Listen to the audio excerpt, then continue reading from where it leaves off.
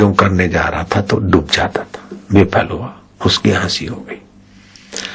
तो पानी में चलने के प्रयोग सफल होते हैं साधना से, लेकिन प्रयोग करते करते वो धारणा की शक्ति खत्म हो गई तो धड़ाक विफल हो गए। हम जब साधना करते थे तो आकाश में उड़ने जैसी, समझो थोड़ी सी साधना करते तो हम शायद उड़ने की सिद्धि पाना चाहते तो सफल हो जाते, लेकिन हम फिर उधर नहीं गए उस रास्ते।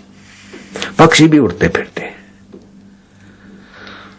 तो एक एक भूत की धारणा सिद्ध हो जाए। अब कितने वर्ष लगते सामने वाले पर है। इससे सीधा क्यों नहीं भगवान की शरण आ जाओ। एक एक चपरासी को, कारकुन को, क्लर्क को, कलेक्टर को रिझाओ, इससे प्रेसिडेंट पद पे क्यों न पहुंच जाओ सीधा। तो वो सब आपको रिझाते फिरेंगे। तो भगवान की शरण वह है, मामेव प्रपद्यन्ते मायाम मेताम तरन्ति थे। उसके लिए सारे प्रेसिडेंट के आगे तो कानून महत्व रखता है, लेकिन भगवान की कृपा के आगे ये पंचभूतों का और भगवान की प्रकृति का नियम का कानून सब माफ हो जाता है। अपीचे दुराचारे भी हो, दुराचारी को तो कई जन्म लेने हैं, दुराचारी को तो नरकों में जाना है। अपीचे दुराचारे भी हो पापे भ्यो पाप कृतम, पापी प्रिय प्रियतर प्रियतम, पाप पापी पाप कर्तर पाप कृतम।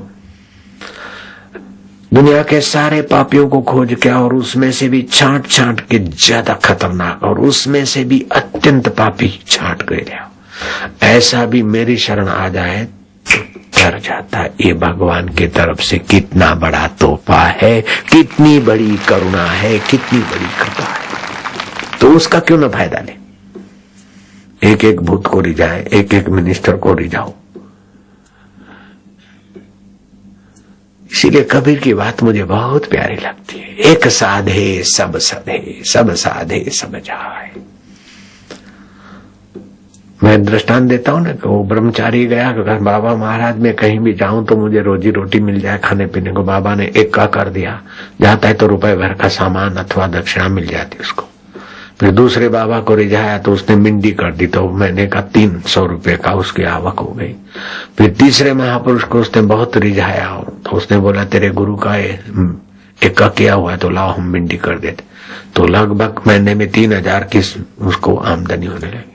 तो धन बढ़ता है, इंद्रिय लोलुपता बढ़ती है, राग द्वेष बढ़ता है, तो बुद्धि बट जाती है, सात्विकता बिखर जाती है, भक्ति बिखर जाती है। तो उसके बुद्धि में भूत घुस गया कि गुरुजी के एकड़े से तो हमने 200-400 रुपए लिए होंगे, जाके गुरुजी को 1000 रुपया दे के अपना जान छोड़ा दे, हम स्वतंत्र। तो गुरुजी के यहाँ पैसे डर दिए, बोले गुरुजी आपके एकड़े से तो हमने जो लिए वो हमने चुका दिया, आप मेरे को आप स्वतंत्र कर दीजिए। गुरु ने कहा ठीक बात है, लाओ जरा वो कागज। गुरु ने एकड़े पे चौकड़ी मार दी, अब जाओ मिंडिया उगराते रहो। ऐसे उस एक अच्युत से तुम्हारी ये 2 मिंडिया नेत्र देख रहे, उस एक अच्युत चैतन्य से ये 2 मिंडिया नाक की सूंघ रही है, उस एक अच्युत की कृपा करुणा सत्ता से ये कान सुन रहे, उसी के कृपा से नीचे की 2 ये इंद्रियां पेशाब और आदि सफाई कर रही। एक कहते सब होत है, सब ते एक न होए। ये 9 द्वार जो है सब मिलकर भी उस अच्युत को नहीं बना सकते। और अच्युत तो ऐसे शरीर रोज न जाने कितने करोड़ पैदा कर करके अपनी माया में खदबदा के लीन कर देता है। म्युनिसिपालिटी के बत्ती के नीचे कितने पतंगे पैदा होकर आ जाते शाम को और गुनगुनाते नाचते कूदते और सुख के लिए भागते भागते तड़प तड़प के मर जाते। उनको उस समय तो सुख होता है, लेकिन सुख का परिणाम क्या हुआ? दुख।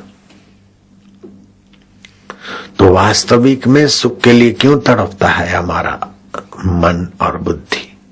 जहां सुख मिलता है वहां राग होता है, जहां दुख मिलता है वहां द्वेष होता है। द्वेष को या दुख को हटाना है और सुख को थामना है। ये कर करके हमारे कई जन्म पूरे हो गए और अभी भी काफी जन्म पूरा हो गया। दुख मिटा नहीं और सुख टिका नहीं। ये सच्चाई है आपकी, हमारी, सभी की, है ना। मंत्री बन गए, ये बन गए, नेता बन गए, मुख्यमंत्री बन गए, प्रधानमंत्री बन गए, फिर भी दुख मिटा नहीं। बापूजी अब आशीर्वाद करो, बड़े हो जाए। बापूजी, जब तक अच्युत की पूरी शरण नहीं जाएंगे हम लोग, तब तक पूरा दुख निशेष नहीं होता। संसार दुखालय है, संसार अनित्य है और जीवात्मा और अच्युत नित्य है। तो नित्य को अनित्य सुख कब तक सुखी कर सकेगा? अमर को मरने वाली चीज कब तक रिझा सकेगी? आप अमर हैं, शरीर मरने वाला है और नाक की गंध भी मरने वाली है और सेक्स का सामर्थ्य भी मरने वाला है। तो सेक्सी लोग चिपक के रहें, देखो फिर क्यों छोड़ते एक दूसरे को? ऐसे चटोरे लोग व्यंजन से चिपक के रहे, क्यों छोड़ते? सुगंधी के गुलाम, मजा आया तो लगा रहे, मजा से नहीं रख देना पड़े। तो आप नित्य हैं और ये तरंगित मजा राग द्वेष का अनित्य है। तो जितना जितना बाहर से मजा लेते उतने उतने आप छिछरे हो जाते। आपको अच्युत में विश्रांति करने की योग्यता आपकी क्षीण हो जाती और जितने जितने बाहर के मजों से आप संयत रहते, भोजन करते लेकिन मजा लेने के लिए नहीं, तो आप ठीक से खाएंगे। तो अब बात यहां आई कि हम निर्दुख कैसे हों? दुख कोई नहीं चाहता। तो शास्त्र भी कहते जन्म दुखम, जरा दुखम, जाय दुखम, पुनः पुनः अंत काले महादुखम, तस्मात जागरे ही जागरे। जन्मते समय माँ को पीड़ा होती, उससे ज्यादा बच्चे को होती। माँ के छोटे अंग से इतना बड़ा शरीर निकलता, कितना कोमल शरीर को दबाव पड़ता होगा।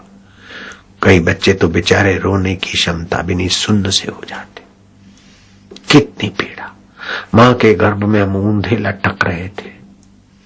माँ तीखा खाती या गुस्सा करती तो हमारी कोमल चमड़ी पर पीड़ा होती, और गर्भस्थ और जो जीव छोटे मोटे काटते तो हम सुन्न से हो जाते थे। कितना दुख। जैसे ईंट नेवे में निभाड़े में पकती है, ऐसे लिक्विड माँ का रज और पिता का वीर्य, उस लिक्विड को पकाते पकाते हड्डियों वाला शरीर और खोपड़ा बनाया प्रकृति ने।